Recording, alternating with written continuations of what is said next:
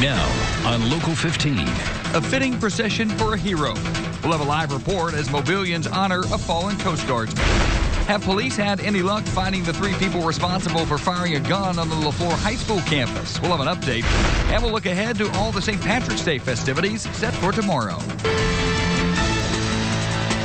Breaking news, breaking weather from the Weather Authority. This is Local 15 News at noon.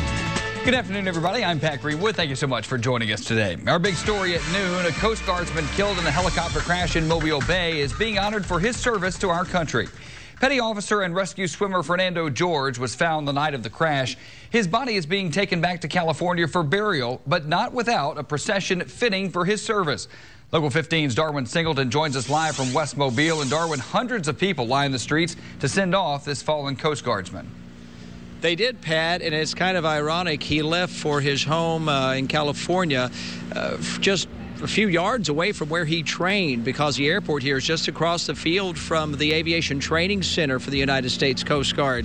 But it all started a few miles from here where Fernando Jorge lived in Mobile. His remains, they were cremated, were brought in a box to Walmart, believe it or not, where a lot of folks, the Patriot Guard, and we have some video of them, it's a group called the Patriot Guard Riders, escorted those remains into the airport here.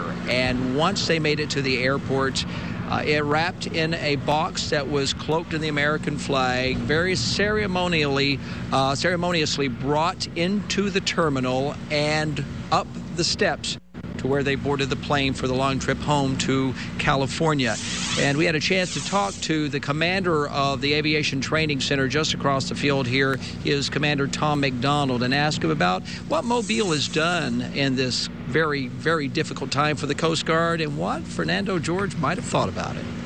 I don't want to say it's surprising, but it's been unbelievable the level that it's been at. I mean, we expected it, I think, to some level, but the outpouring, the small stories that I could write a book about of outgiving, that people, just small things in the middle of the night when we were at our lowest low, people stepping up to help was truly inspiring and amazing. It kept us going. I think Fernando Jorge would have thought of all of this. I think knowing Fernando and the way he was, he would have been embarrassed that we came out and did this for him and honored him this way. But that's just the kind of guy he was. He would have said, you need to be at work. You need to get back to work and train and do your job. Well, this was all for him, whether he would have liked it or not. It was, absolutely. Now, we plan to have much more coverage tonight at 5 and 6, including a very in-depth and personal look at those gentlemen on the motorcycles, men and women. They are civilians and war veterans, and some even current Coast Guard members who paid their tribute today. They are called the Patriot Riders. We are going to be talking with them a little bit later on tonight. We're live at Mobile Regional Airport. Darwin Singleton, Local 15 News. All right, thanks, Darwin. Impressive ceremony indeed. Now, if you took part in the procession, send us your pictures on Facebook or email us at local15 at local15tv.com. The training pilot on board that chopper, Lieutenant Commander Dale Taylor, was laid to rest at Arlington National Cemetery. Lieutenant J.G. Tom Cameron was buried in Portland, Oregon. And the final crew member, Petty Officer 3rd Class Andrew Knight, will be buried this weekend in Thomasville.